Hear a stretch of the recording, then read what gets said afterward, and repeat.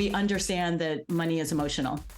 From day one, we understand that. A lot of financial planners are like, I don't want to talk about that part. I just want to talk about the numbers. We understand that you can't separate the two.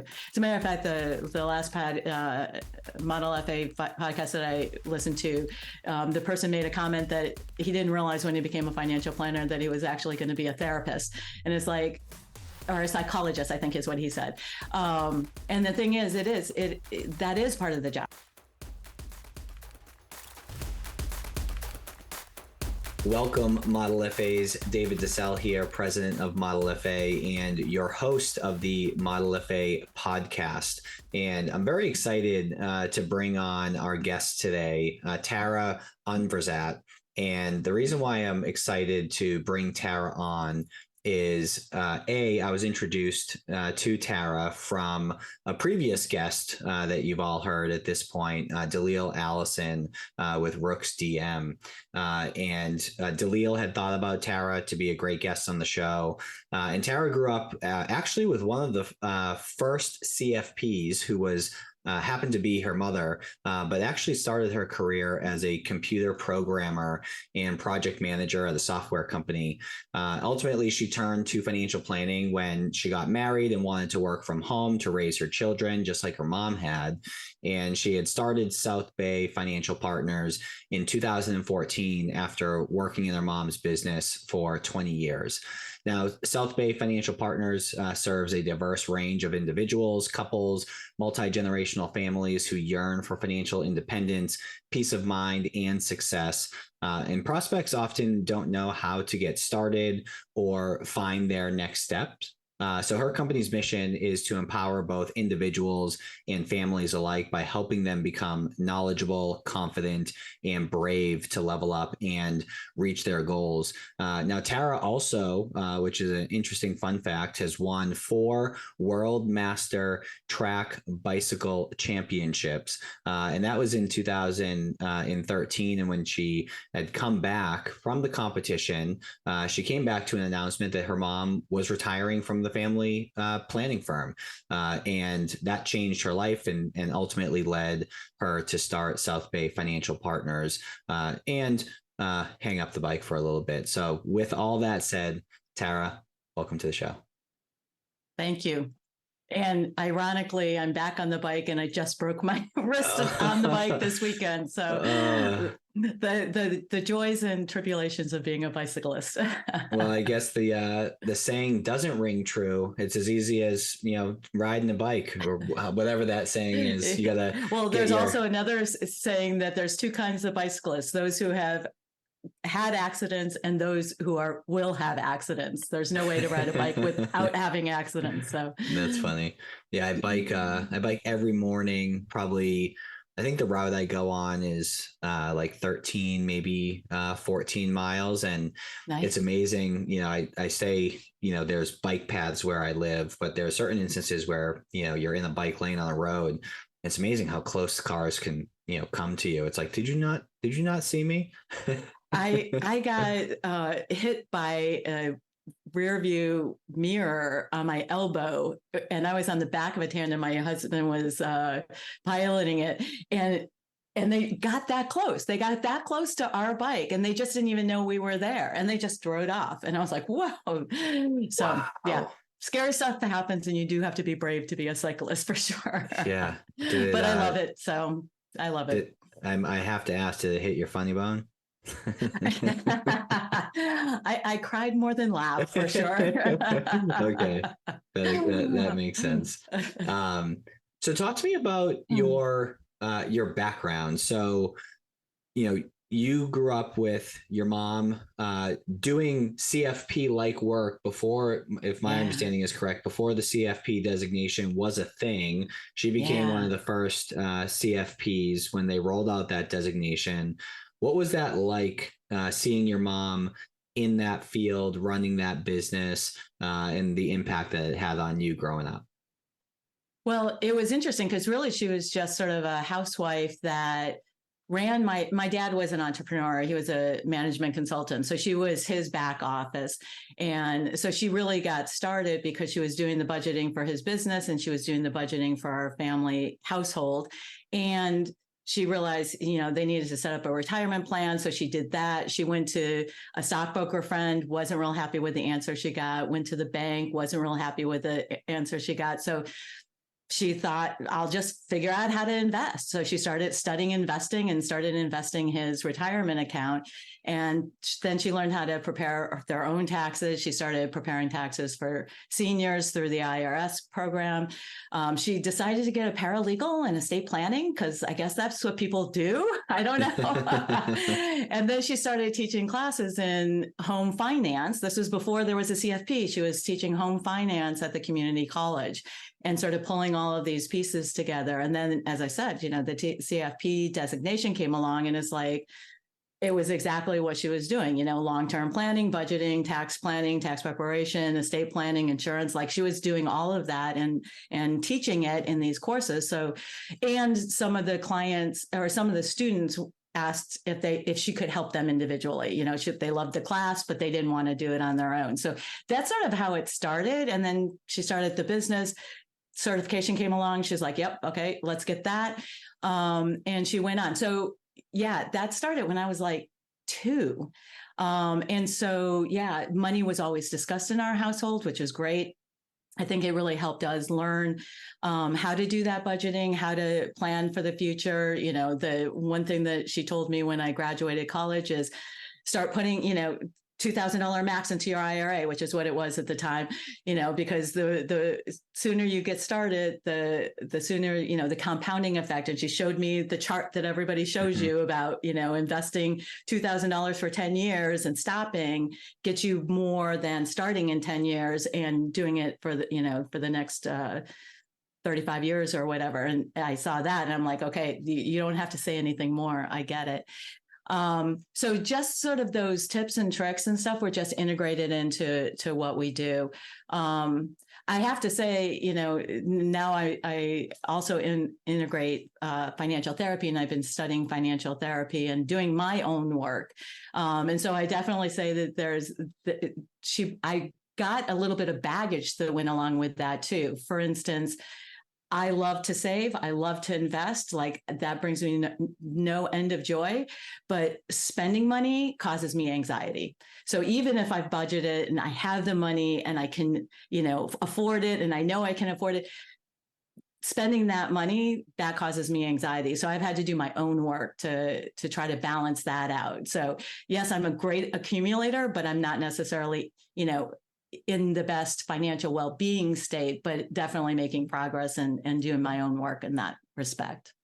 So I definitely want to unpack that a little bit more, maybe even use myself as a case study, if you will, a live case study. But I want to go back. Your story about your mother is amazing to me in that. So I have a saying, and I won't share the whole saying. You'll understand why in a second, but the saying is FIFO. And no, it's not an accounting term. It stands for figure it the out. Right. And you can Yep. figure out what that pause was. And through you sharing a little bit about your mother's story, it seemed like she FIFO'd every step along the way. Yep. What was that like and maybe you were too young at 2 years old, but I'm sure it translated to, as you got older and were able to like witness her doing that. What was the impact that had on you? Well, I think it made me realize, I can do anything if I put my mind to it. The negative side of it, and I always have a positive and negative. I have this brain that always has to have, this equal argument, and we can talk about this later, but, two different voices. The other side of that was that I don't ask for help. I want to figure it out. I want to get this done. And sometimes that's to my detriment. So that's one thing that I am aware of. And I try to balance also is like, yeah, I can do anything. Is it actually the most practical or efficient or effective thing for me to actually do that? So, having that conversation, but yeah, absolutely. And I think another part of that question is she went to a stockbroker, she went to a bank, and she rejected the answers. And why did she reject the answer? Because she basically felt like she was getting sales, right? And that's not what she wanted. She wanted to know, how to invest her money. So you can imagine, and I, want to point out that most financial advisors come from either an insurance background or from brokerage or something where they're selling product. I didn't. I never knew about that until I stepped out and started my own business and started looking around and realizing, oh my God, I'm the only one who does financial planning like this. I'm not. We're never selling anything. It was always about helping people manage their money and being their partner. And that's my company is South Bay Financial Partners, because I don't want to be your advisor. I want to be your partner in making financial decisions and bringing you information so you can make the best decision for you in your life and where you're trying to get to. But yeah, so I never saw it from that way. And she basically became a financial planner because she was rejecting what was available at the time, which is really 80% of what's available now. Now we have, sort of opened up, and XYPN has done a great job, and NAFA has done a great job of allowing people to have a different path than that. But still, most people in financial planning and financial advice they're coming through that sales funnel, and your perspective is just very different when you're interacting with the client from that perspective. Yeah, I agree. And one of the things you mentioned about you can figure things out almost to a fault, where you're doing things that maybe aren't the highest and best use of your time. One of the things that we deploy with our clients is what's called an energy audit. And there's 4 quadrants. It's a play off of Stephen Covey's time management quadrants. But it's things that you're great at and you love to do in the top left. Right. Things that you're good at and you like to do in the top right, things that you're good at but you don't like to do in the bottom left, and then things that you don't like and you don't like to do, you're not good at and you don't like in the bottom right quadrant. And the idea of figuring things out and accomplishing and checking the box, so to speak, as long as they're in the top 2 quadrants, wonderful. Anything below that, there's hopefully someone else on your team where that falls in their top 2 quadrants, right. Whereas so it's like piecing together a team with a bunch of puzzle pieces that, fit together, really well. For sure. And that bottom right one, you should have nothing in that quadrant, because you're just not, that's not a good use of anybody's time and you're not delivering quality. And to pair with that, I did have a background in computer science, and that took me to being a manager and managing actually pretty large groups. And one of the things that I realized very quickly in that environment, and that I carry to this day, is understand your weaknesses, understand what you're not good at, and make sure you hire to that. And a lot of times it's easier to hire people who are like you. That's going to get you nowhere except for trouble. But finding those people who are covering your weaknesses and are good at the things that you're not good at, I think is critical in having a successful business, for sure, and being a successful manager. So let's talk about financial therapy. So my first question, typically when I come across advisors, some advisors just charge a planning fee, be it annually or like a subscription model on a monthly basis. Other advisors charge the AUM model, call it 1% of assets under management, just for round numbers. And others, charge a blend of those two. And then others, from the insurance space, they also will make commissions off, insurance and annuities and products of that nature. How does a financial therapist charge? That's my first question. Oh, well, interesting. It could be anything. And note that there are a wide variety of financial therapists. So I do belong to the Financial Therapy Association and do have a CFT1 designation from that organization. And the organization is comprised of licensed therapists and psychologists and that kind of background, and then also CFPs, AFCPs, things like that. And some charge hourly, some charge retainer, some charge through insurance, and they bill it because they are a licensed therapist. I am not a licensed therapist, and that's the first thing I'd like to say. And what we do is, and we have a lot of different services, and a lot of people think that I have too many services and too many offerings, but to be quite honest, it's really that we try to meet clients where they're at. So we try to have entry points for people that make sense for them. And each person is going to be different, what that looks like. So for financial therapy, it's woven into everything we do. So nobody has to sign up for financial therapy when they're working with us. That's just the way that we deal with clients in general, which basically means that we understand that money is emotional. From day one, we understand that. A lot of financial planners are like, I don't want to talk about that part. I just want to talk about the numbers. We understand that you can't separate the two. As a matter of fact, the last Model FA podcast that I listened to, the person made a comment that he didn't realize when he became a financial planner that he was actually going to be a therapist. And it's like, or a psychologist, I think is what he said. And the thing is, that is part of the job. And it's like a bartender, you didn't really think that you were going to have to, listen to people's stories, but you can't really do a good financial plan or program for somebody if you don't understand where they've been. And so it's just woven into everything that we do. We do also offer one-on-one. You can sign up for an hour of financial therapy, which is just, sitting down with me and whatever issue that you're having.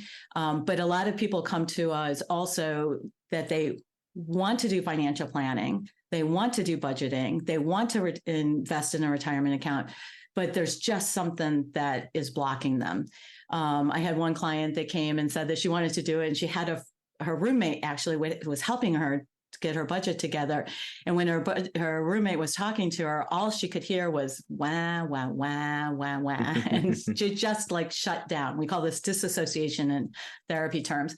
And so we worked with it, and it turned out, I asked her what's going on when that happens. And she said, there's this monster that just shuts me down. And it's really scary whenever I think about it. And I said, well, tell me more about that.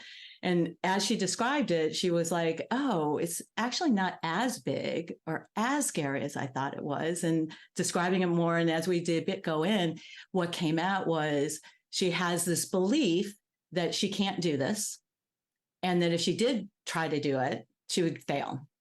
And so if you're coming into it with those two just bashing you, of course, you're not going to be able to go forward. So then we talked about that. You've reached out for help. You have support here. You can do this. You're an intelligent person. And we were able to get over that hump, and she was able to put together a plan, open up a retirement account, et cetera.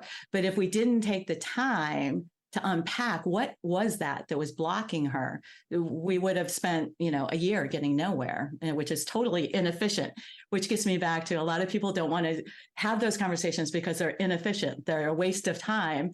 And, I probably spend 2 to 4 hours with her to get to the point where she could go on. But it was 2 to 4 hours. And now she's financial planning. I could have spent a year going nowhere. And, what a waste of time is that? Right. So what does financial therapy look like in practice? And let me tee this up some more. So I'm sure that there's some folks that, are having trouble, as you've kind of alluded to, with their finances and planning, and they get referred to you, and someone says you have to talk to Tara, she'll help work through this. But there's other folks that you probably come across that's looking for an advisor, mm-hmm. right? They haven't thought about financial therapy. Yeah. So do you introduce this concept to them on the front end? Do you not address it if it's not needed? What does it look like in practice? Because it seems like you're a financial advisor and you do everything that a normal financial advisor does, but this is sort of an add-on service that can be utilized as needed, or is it utilized every time? Help me understand that. Yeah, that's a really, really great question. And note that, I started studying financial therapy about 5 years ago. And just a little, intro to that. So my mom had a saying that it was your day-to-day decisions that move the needle more than investments. And everybody is focused on the investments, but it's really those day-to-day decisions that are important.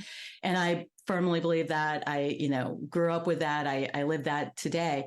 So I was like, well, why are people making bad decisions? So I started researching behavioral economics, and I was like, oh, this is cool. This like explains how your brain works, but it didn't really solve the problem.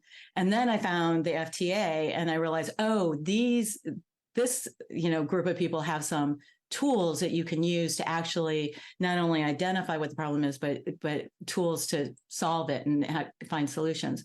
So I've been doing this for about 5 years. I do have a lot of legacy clients from, they've been with the family business for 30 years.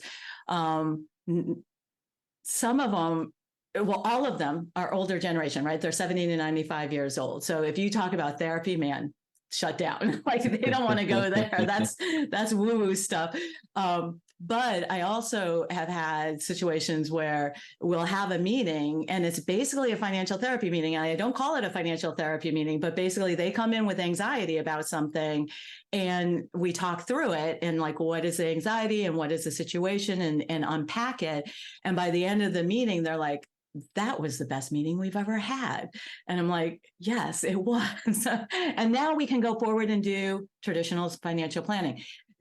But I have definitely had legacy clients who come in and I sort of touch on it and I plant seeds and they're like, whoa, no, I am uncomfortable and I do not want to talk about this. And they usually leave. And I'm okay with that because they're not an ideal client for me. I'm not an ideal financial planner for them. There's probably 1,000 other people that could service them in a way that they want to be serviced and be productive.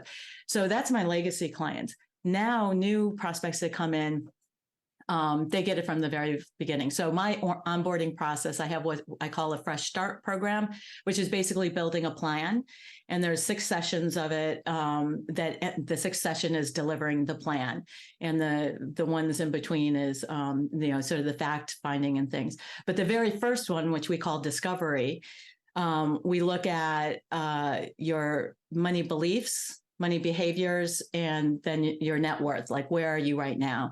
With the premise or the goal of this is that we need to know where you've been and what your money beliefs and behaviors are and how did you get here and what is here right now, which is your net worth. And then we go forward from there to talk about your cash flow and your insurance and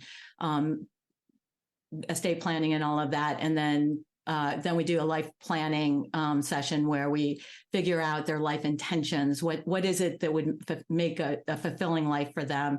And then we go to goal setting, and then we develop the plan. But we start with that discovery where we're looking at their beliefs and behaviors. And what that often looks like is talking about, what was money like growing up? What are some, significant money experiences that you've had that, and usually it's the things that pop up in your head first about money, like how you react to money. Those are the things that we want to talk about because those situations created the beliefs that you're carrying forward, and your beliefs drive your behaviors. And so if your behaviors aren't in alignment with where you're trying to get to, it's probably because there's underlying beliefs that need to be addressed, and they're beliefs that made sense at a time in the past, but you're hanging on to them now when it doesn't make sense. And, keeping what's good about those beliefs, but then also being able to balance it with new beliefs that can help you go forward. You're going to have fun when I share my story, but before I do, so I think you mentioned CFT, Certified Financial Therapist. Is that a designation? Yeah. I'm unfamiliar with it. Is that what it is? Yeah. And actually, and it's from the Financial Therapy Association, the FTA, and it is it was a designation. Now they're actually changing it. They were originally, when FTA was first started, which was right after the Great Recession, actually. And it was started because there were therapists who realized that their clients were really having financial problems that they couldn't deal with.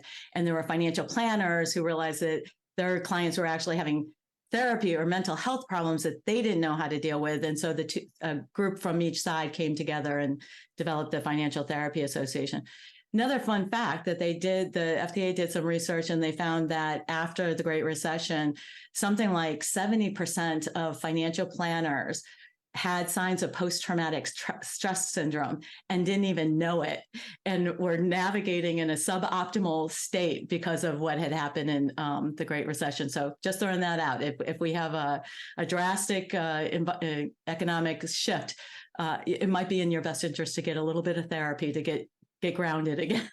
And what's the process to attain this designation? Like, yeah, I'm curious to know, and I'll share why I'm asking the question, but I'm curious to know, like,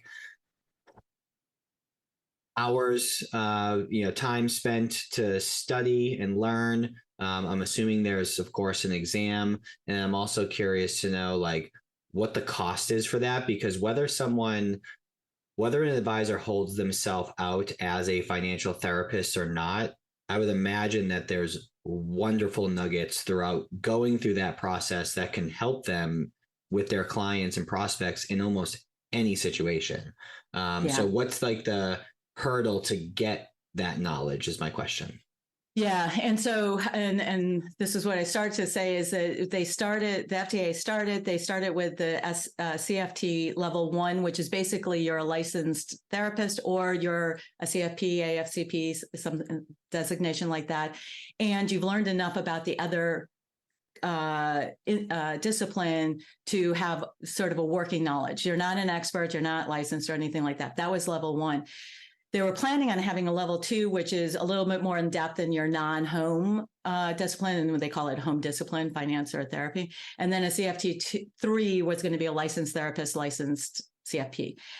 They've actually scrapped that because in developing what the criteria are to get those, they realized, wait a minute, financial therapy is its own discipline, and it's not a merging of therapy and financial planning. It's something different. So they've actually scrapped that. So the CFT 1 has gone away, but you can get the CFT certificate, which is the same program that the CFT 1 was. And there is a exam involved in it. And there's some learning, there's a learning objective and a video course that you take, and then the exam. And there's an application and I think some other write-up thing that you have to do. And that all costs, I want to say under $1,000. Took me about 2 to 3 years to do it. It's not that bad. And actually they set it up. So it used to be that there was requirements for being able to even get it. Now there's no requirements. Anybody can take it, and they've set it up so that like you can even have a client do it. You might find that a client would benefit from taking the program, and you can recommend it. It's pretty easy, and very informative, and I think a game changer. And I think every CFP should get the CFT. But now they're coming out and they're designing it right now. And I'm hoping that it comes out sometime later this year, early next year, just a CFT designation. There's not going to be the level 1, 2, 3. It's just going to be a CFT. That's going to require that you do that CFT certification, but then also you have like 2,000 hours of supervised interactions with clients, and that there's a whole lot of other things that go. So that's like a CFP. That's like somebody who chooses to go in that direction, and like that is what they do, which a lot of CFPs who wanted to just tack on a CFT is not happy that it says labor intensive to get that CFT. But to be honest, that's what I want. That's what I'm going for right now. So I'm doing all what I think are the prerequisites to get that as soon as it's available.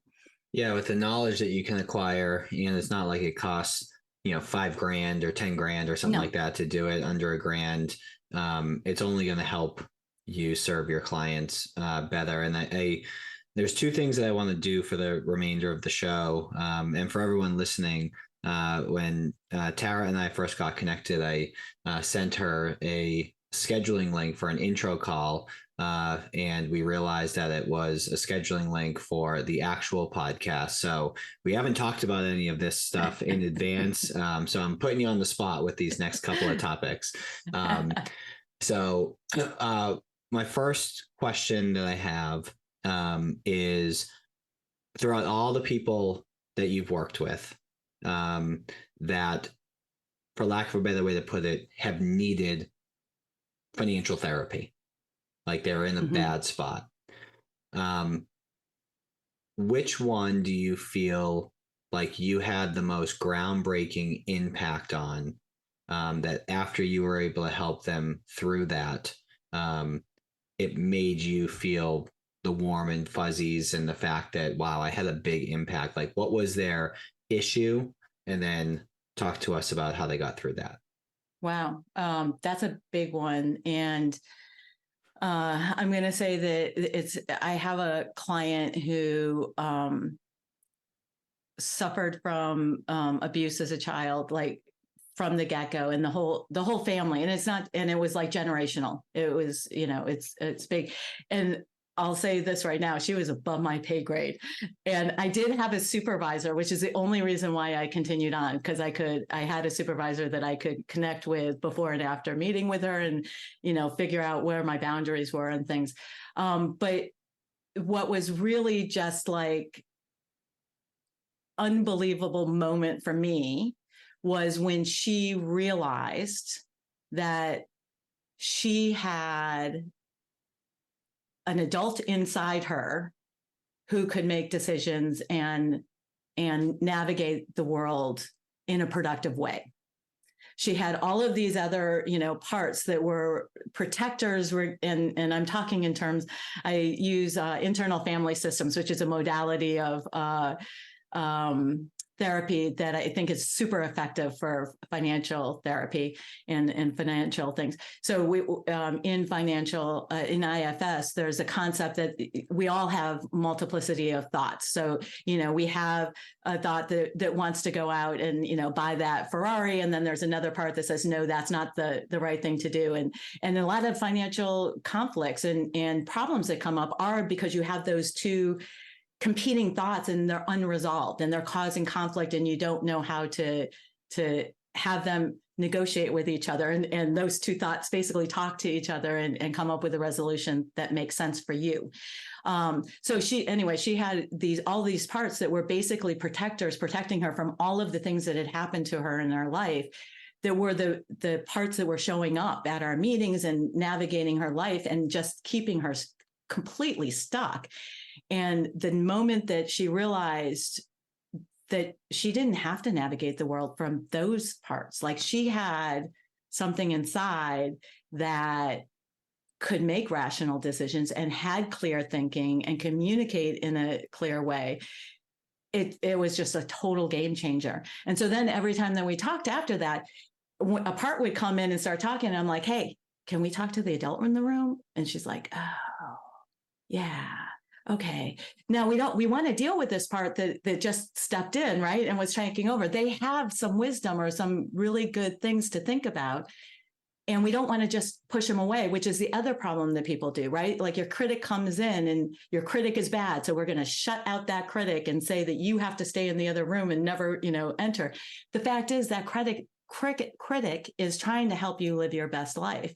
You want to listen to that critic, but you want to listen to the critic. You don't want it to take you over and be the one that's driving the ship. You have another part in you that's the driver that needs to be in communication with that critic. And like, why are you showing up right now? What are your concerns? What are your fears? Let's deal with that so that you can calm down. I'm not going to ban you from the conversation. I want you to be here, but don't take over the conversation, because that's not helpful. And that doesn't get us into the best place that we need to be. So those are the kinds of conversations that I have with people. And it can sound woo-woo, but it's actually super effective, and it works. Well, I can imagine the relationships that you have with your clients. I can imagine they're incredibly tight, because when you introduce vulnerability, into the room, you're connected on a deeper and a different level than crunching numbers and showing graphs. And, and then from there, some advisors can get judged on, well, my account's down this year, and they don't connect the dots that like, well, the market's down this year and I don't have a crystal ball.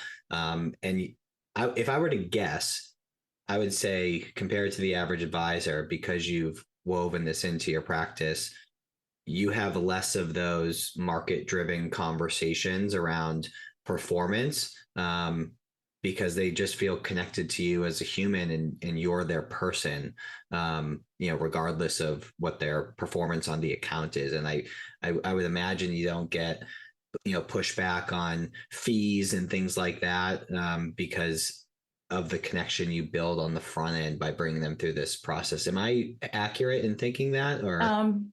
Yes and no. So I didn't raise my fees. I've changed my fees 4 times over the course of my business being in existence.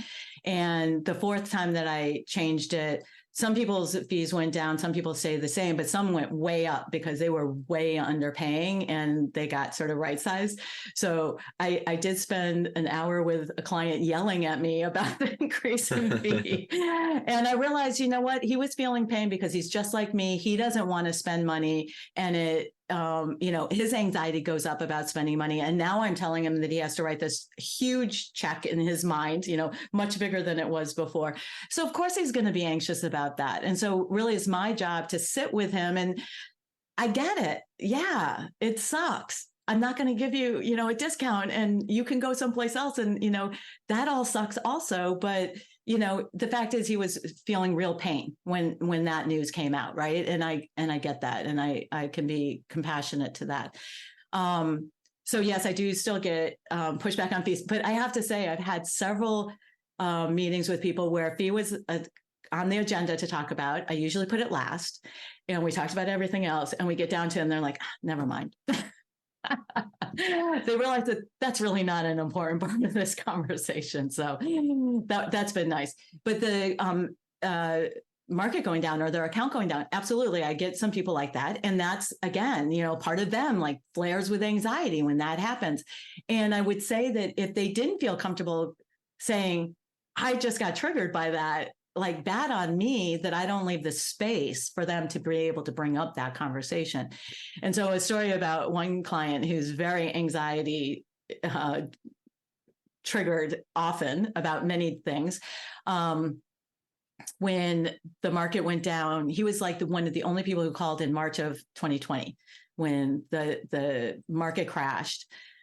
He called me and I called him, and I spent about 5 minutes trying to explain to him, his account was actually up from before and he's still on track for getting whatever. And then blah, blah, blah, the whole investment advisor thing. And 5 minutes into it, I was like, this is the wrong conversation. Like, this is not helpful at all. So I stopped and I said, it was a logical conversation with an emotional person. Exactly. And so I was like, what are you worried about? Are you really worried that your account is down? And he stopped and he thought and he said, I'm afraid that there won't be enough for my wife if I die. And his wife is significantly younger than he is. So he was worried about that. And I was like, well, that's a completely different conversation than the market being down. Like, let's talk about how we can protect your wife if anything happens to you. And so actually I ran the numbers.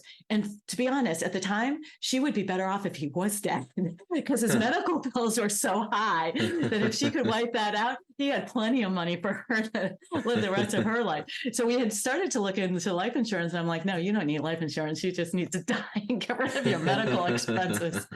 But so then we dealt with that concern. And then he's never talked about the market after that, because now he realizes the market isn't the conversation. The conversation is, how do I live my best life? And how do I stay safe? And how do I keep my family safe? Those are the things that he's concerned about, not what's happening in the market. Gotcha. So my scenario, and I'll start off by saying, before we started recording, I told you I have two ears and one mouth, and I'd use them proportionately, but I'm going to talk for a bit to help set the stage. So when I first graduated college, I was an advisor for 7 years, and I got my start at Northwestern. So the first portion of my career, was selling insurance, and then started to gather assets. The typical model in that sort of setup. And there would be some months where I'd make $5,000, some months where I'd make 20 grand, some months where I'd make no grand, some months where I would owe grand. And it was kind of all over the place. But as soon as I got the money, I would spend the money. And I was the proverbial, landscaper that, never cut his grass. You fast forward to that 7-year period, or at the end of that 7-year period, and even in between that, at the end of that 7-year period, I had about 50,000 in credit card debt, and I had basically no money to my name, to the point where during that period, I'd go out to dinner with friends or whoever, and I'd have to go into the bathroom before the bill came to look at all my apps to see which credit card had room on it. Because what would happen at that point in time was, is if I missed a payment, or depending on where it fell, like not only would they charge a late fee that would limit how much room is left on the card, but a lot of the cards kept decreasing their limit because I was a high risk. So I was like, I never knew which one was going to work. Okay, so that's just some context. So basically, I was spending money as it came in. Okay, I then got into consulting, and that's when I made my decision to turn my life around. So before, joining Model FA and taking over the Model FA's business, I had another consulting company that I ran for 2 years. And over that 12-month period, I paid off all the credit card debt. I told myself that, no more. I found myself almost over rotating to what you had mentioned, where kind of feeling guilty spending money. But what was weird is that if something was big and shiny and exciting, I have no problem spending my money on that. But a $3, app that, that should be free, I'm like, no, I'm not doing that. So I've gone through this process, and then you fast forward 6 years from there. Now I'm in a totally different positive space. And throughout that journey, my happiness was dependent upon my finances. So now I'm the happiest I've ever been. But throughout that journey, depending on the month, I was either happy or I was depressed, basically. So I spent a lot of time thinking through that. And earlier in the podcast, you mentioned, when you ask folks about their relationship with money or an example of money from their childhood, immediately two things come to mind. And I don't even know if I have a question, and maybe you'll have questions for me. But no, but I'm interested. You got me hooked already. I want to hear this. So number one, my parents, they ended up getting divorced, and a variety of issues. But what it boiled down to is anytime they fought, it was over money, or because they were stressed about money, and they'd fight about something meaningless because that was the boiling point, the tipping point. And seeing that made me stress, right, about money when money wasn't where I wanted it to be. And this is the most interesting thing. So even though, we didn't have a ton of money, growing up, I never went without the things that I needed. But when it came down to things that I wanted, the example that sticks out is if I wanted to go to the movies. Okay. $20, back then you could get a movie ticket, a soft drink, and, some popcorn or whatever. So I would earn $20 somehow, right? Whether it was mowing the neighbor's lawn or doing some chores around the house. This was back, 10, 11, 12 years old. So then I would get that $20, and I would go to the movies, and I would spend that $20. Yep. And it clicked a handful of years ago where I was like, I was trained at such a young age to go and do what you needed to do to make money so that you could do what you wanted to do. And in that whole process, I taught myself to make money and then spend all of it right away. Yep. And then I look back at the 7 years when I was an advisor, not cutting my grass, so to speak. And I was like, wow, like all because of the freaking movies. Yeah. Yeah. But it's funny how that, and that made sense. That belief and that behavior made sense for an 11-year-old, but you're holding on to it. And as an adult, and it's not working anymore. And you have to unpack it and come up with new beliefs and behaviors that will work in this context. So that's a beautiful example. Yeah, I love it. And so many people are going through that. And the other part of that is some people, there's a lot of people who were in that situation that you were just talking about. So divorce, it can cause the kids to do all sorts of freaky things with money later. And I say freaky in the most loving of ways, because we judge people about that, right? And that fact is, it's like, it's not a judging thing. It's not a good or bad. It is what it is. And, you need to work with it and move forward. And it's a coping mechanism. That's what I guess is the biggest thing, takeaway that people should have. This is a solution to a problem. And it might not seem like the best solution to me, but it's the best solution to my client. And so it's my job to figure out what happened that got my client to this situation that they think that this is the best solution. And we work on 3 pillars that they could think that that's the best solution because they're not educated and they need some financial literacy to find out that there's other options. But it also could be because their beliefs are driving their behaviors, that this is the best decision. And that comes from their experiences up until this moment, which are completely different than the experiences that I've had. So I can't use my knowledge and my experience and say, you're doing this wrong, you should do it like me, because they're not me. I need to do the hard work of figuring out who they are, where they've been, and where they're going, which is completely different path than mine, and help them. Okay, you're here.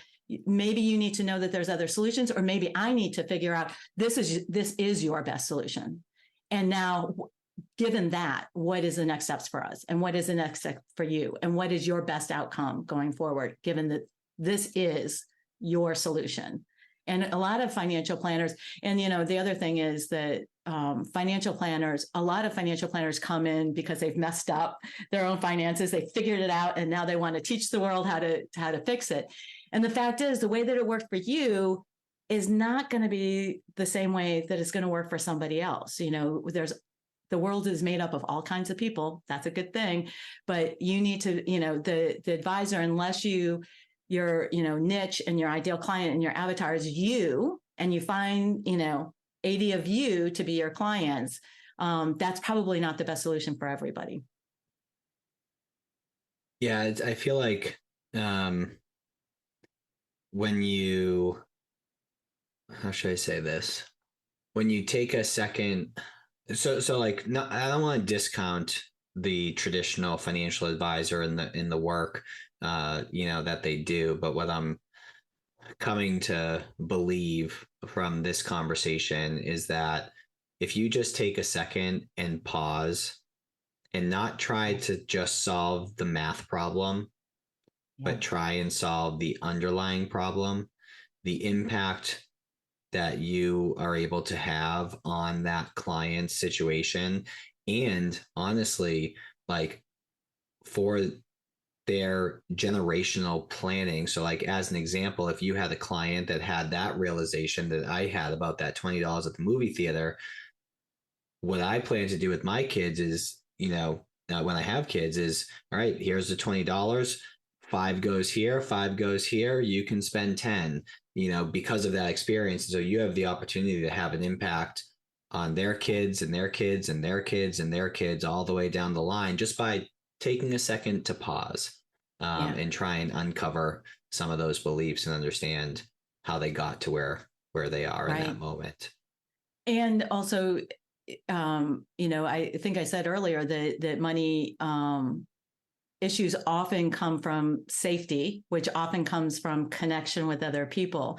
And so I feel like one of the biggest problems that comes up or presents itself, or that are roadblocks for people being financially well off and having that financial well-being, is that they come from a family or a cohort that they are trying to fit into, and they can't afford to dress like that, or to, go to the events or eat out like that. And the fact is, there's a whole lot of people in their cohort, say that it's friends, a circle of friends, and they're the lifestyle that circle of friends is living is beyond what they can do. Are they supposed to say, oh, you're not going to be my friends anymore because I can't afford it? They're not going to want to really do that. So one of the things that I do with my clients, because a lot of my clients are in this situation, is try to help them be more comfortable having money conversations, bringing up the fact, I'm saving for, and I can't afford to do that now, and just opening it up. And what's amazing is when they open it up, it turns out a whole bunch of people are in that situation, and like half the cohort can't afford it. And so now you've opened up a conversation and let them be a little vulnerable. And I used to think that vulnerability was a weakness. Now I'm realizing, no, you have to be friggin' brave to be vulnerable and to put that out there. So be brave. And that's why, in the intro, we try to help people be brave and level up. Be brave, have that conversation with your cohort. And if your cohort should be your safety net. They should be your support system. And if they're dragging you down, then it's like the conversation is, do I really want to be with these people? Are they really, in this, is this relationship really in my best interest? But that's a whole nother thing that's really like gut wrenching to think about, leaving relationships and breaking up. I mean, that's a whole nother thing. But sometimes, you have to think sort of that way in order to have your financial well-being stay intact. Yeah. And we don't need to spend a ton of time on this, but that sort of scenario I struggle with, because I hear what you're saying, but depending on the vibe and the intentions of that cohort, I think that for me, if I walked into a room where everyone was, in a better position than I was, for me personally, that makes me want to level up. Right. And, you and I are in businesses to where if we wanted to work even harder, we could do even more. So I feel like, I don't know, I just struggle with that. No, and I hear you. And I think that that's a lot of why people do have cohorts, for exactly that reason. This cohort is going to help me level up. And sometimes that's true. And sometimes it's not, one. And when it is true, maybe they did level you up. But if you step back and look at, like, is this really the life I want to live? Is this really resonating with me? And am I living my values and my life intention? And so one of the things that was sort of life-changing for me is at 18, my grandfather died. And I was there when it happened, and we were having conversations about how fast time goes. I was a senior in high school, and I was like, high school just went so fast. And he said, just wait. It gets faster and faster and faster as you grow up, which he's absolutely right. So when he was saying that, I was thinking, like, am I doing what I want to do? Like, if I get to my deathbed and I look back, okay, and this is like the life planning questions. And I started asking myself this at 18, if I get to my deathbed and I look back and this is what my claim to fame is, am I going to be proud of that? And if I can't say yes, I have to walk away. And that was actually when I was in computer science. I had this moment where I realized I was on the fast track to being a CEO of a software company and probably making a ton of money. But would I be proud of that when I got to my deathbed? I was like, no, I wouldn't. So I needed to change something, and I pivoted, got married, had kids. Best decision of my life. Not a great investment to have kids. Definitely a money drain on your budget, but absolutely best thing that I ever did. And then it's starting my own business and helping people with finances is like way more rewarding. And I will be way more prouder on my deathbed doing this job than being a CEO of a software company by far. Yeah, I think in that scenario, going back to the cohorts, fixing whatever the underlying problem is first can help when you enter into those situations. And then also just funny, and then we'll take a hard pivot, but I was watching a video, I think it was on Instagram, of this tax guy who said that he was working with a client that wanted to pay less taxes. And he's like, well, he was a single guy. Excuse me. He was married, but no kids is what I meant to say. And he's like, well, should I just start having kids? Because don't they get a deduction? And the tax guy was like, they're a lot more expensive than whatever deduction you get. So I don't recommend having kids for the purposes of saving money.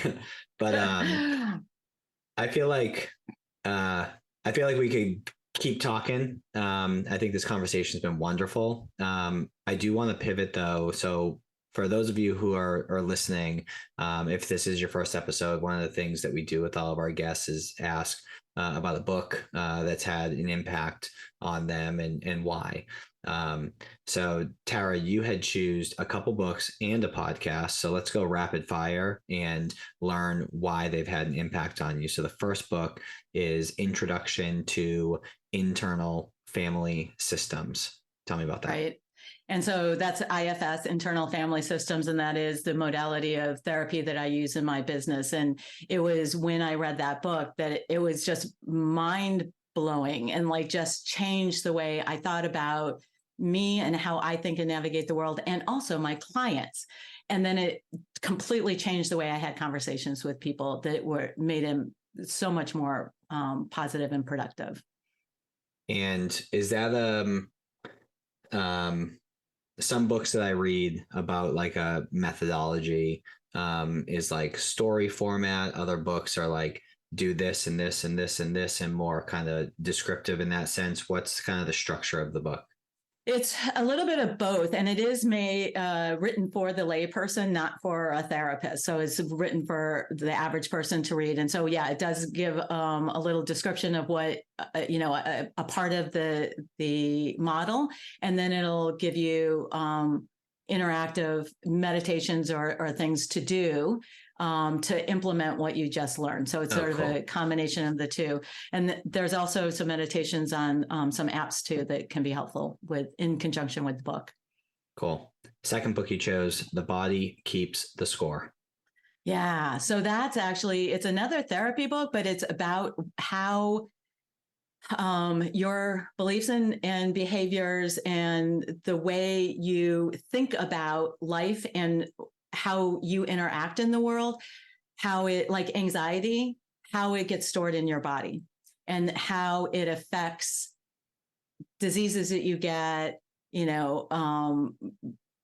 things that are slowing you down, how actually your thought patterns affect that. And then it also has some ways of countering that. So like how to deal with if you have anxiety or if you have, the need to help people all the time and at the expense of yourself, like tools that you can do. And a lot of it is things like yoga, breathing, things like that can help you mitigate some of those issues to calm it down. It's the things that the tools that they give you to help are one step. You would have to go beyond that, but just understanding the chemical reactions that happen from your brain into your body and how that affects you is like just unbelievable. And it helped me understand some people in my life and how they ended up where they ended up. Have you came across and read any of Dr. Joe Dispenza's books? No. I'll have to put that on my list. Yeah, you would love his books. It seems similar-ish to the book that you just mentioned in terms of like the mind and body connection, and even examples like one of my friends in like grade school. One of his things was he would get sick every single time before or during a family vacation. And it wasn't that he was like making himself sick with his thoughts and anxiety leading up to it. So Dr. Joe Dispenza's books are phenomenal. And then lastly, you mentioned a podcast called I'm just kidding, Sales Made Simple. Talk to me about Sales Made Simple. Yeah. And it used to be called Salesman Podcast when I first started. And actually, he started about the time I started my business 10 years ago. Oh, so we've cool. sort of grown up together. Not that I know him. We've interacted, but he doesn't know me or anything like that. But he recently rebranded with Sales Made Simple, and he's in the UK, and he's had a podcast. Actually, it's on YouTube also. He has a video version of it, but I don't think anybody watches the YouTube. They only listen to the podcast. And he also has an academy, and he does sales training. And one of the things that really just blew me away and helped me with my marketing, well, let me start by saying that when I started my business and I stepped away from my family business, I realized like sales and marketing are not in my wheelhouse. That is not what I do. I have, almost zero experience in that. And I really needed to level up. So I studied marketing for a year. And then I realized marketing was actually okay for me. It was sales that I'm like suck at. And so then I found from my marketing friend, I found out about Salesman Podcast or Sales Made Simple. And one of the things that was interesting is they always say, get your niche and talk to your niche. And that's how you are most effective. So his niche, Will Barron's niche, is 20-something salesmen doing B2B business. I am none of that demographic, but he totally hooked me because his message was super clear, and it's simple, and it's just boom, boom, boom. And I listened to his podcast for a year or two, did join his academy, which at the time was $200. And now I'm in the academy, but it's $4,500 to join now. So like that was a great investment on my part. Inflation. Well, and also because I got in while he was new, right? He had just opened it, and I got that leading early adopter fee.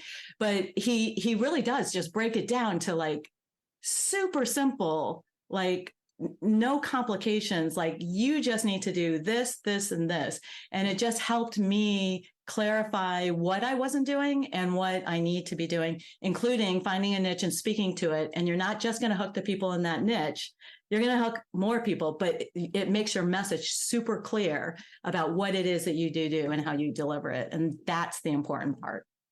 Love it. I'll have to check it out. I love books, love podcasts. And always looking for new resources. Hence why I ask all of our guests this question. It's selfish and selfless all at the same time.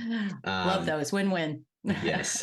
So Tara, like I said, this has been wonderful. I appreciate your time. And if I'm an advisor and I want to, at the very least, stay connected with you, or maybe this topic is interesting, but maybe I don't want to do it, and maybe I come across a client perhaps that could be a good fit for your help, how would they get in touch with you? What's the best way to stay connected? Well, my website is southbayfinancialpartners.com. And for prospects, that is the best way. On the landing page, there's a Let Us Help You button that has a short, intake, a quiz. And at the end of it, you can set up a 15-minute virtual meeting to talk with us and tell us more. So that's for prospects.